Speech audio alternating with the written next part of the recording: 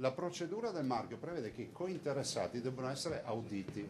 Di solito queste audizioni si fanno in Camera di Commercio. È legittimo che anche un calabrese possa chiedere il tiramisù, piuttosto che un siciliano, ma buon senso vuole che poi si sente il territorio, no? Si dice, c'è qualcuno che ha qualcosa da Il dire. territorio cosa vuol dire? Cioè, È l'audizione. ma sì, ma voglio dire, non è che le cose si fanno riservatamente, la questione era pubblica, conosciuta. Pubblica di chi? E il Veneto Conosciuta doveva da chi? intervenire. Vabbè. Dai, te che ha fatto anche oggi la tua uscita, dai.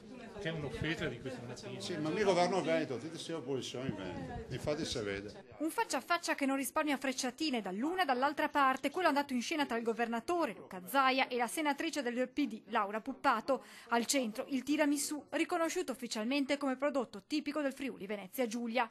Il Partito Democratico accusa la regione di non aver fatto abbastanza. Così il dolce probabilmente più conteso della storia, la cui paternità è sempre stata rivendicata da Venezia e Treviso, viene ora conquistato dal terzo incomodo. Ma il presidente Zaia spiega come nella procedura di assegnazione al Friuli sia mancata un'audizione pubblica. È legittimo che una regione possa chiedere una protezione, ma non è legittimo che venga fatto un decreto senza sentire le controparti. Non si tratta più solo dunque di semplice orgoglio territoriale, la partita intorno al tiramisù diventa una questione politica con la regione decisa ad andare avanti. Io invito a revocare il decreto, altrimenti lo impugneremo, c'è poco ma sicuro. Intanto uno dei dolci più famosi al mondo approda in Parlamento con il senatore di Alternativa Popolare Franco Conte, che ha presentato una interrogazione al Ministero delle Politiche Agricole per chiedere i motivi per cui era stata riconosciuta al Friuli la tipicità e se il Ministero aveva rispettato tutti i passaggi di verifica, anche in contraddittorio, che sono previsti in questi casi.